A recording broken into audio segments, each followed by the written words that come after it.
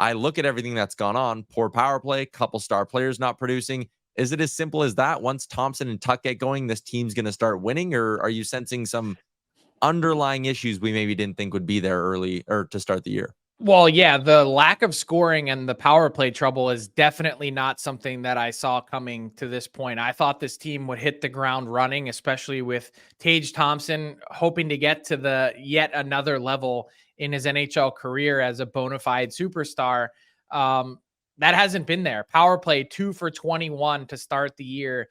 And I think maybe what's more alarming than all of that is they've had a slew of home games, only one road game to this point. It was a close trip to the New York Islanders, and they played a few non-playoff teams from last year in this home stretch. That sort of makes you scratch your head and say, if the Sabres are going to be a playoff team this year, which they really enter with expectations for the first time in a while, are they feeling the weight of those expectations early? And you've heard their coach and Don Granato continuing to preach process.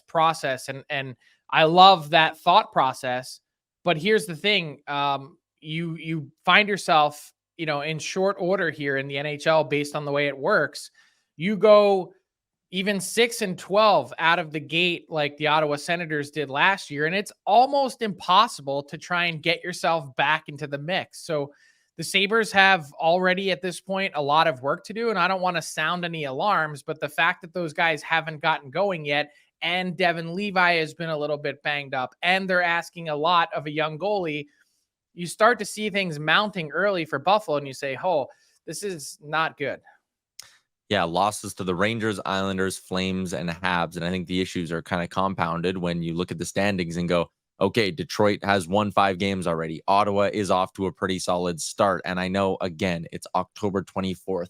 No one's clinched a playoff spot yet. We're a long ways from that. But points are still points. Wins matter just as much now as they do in January, February, March.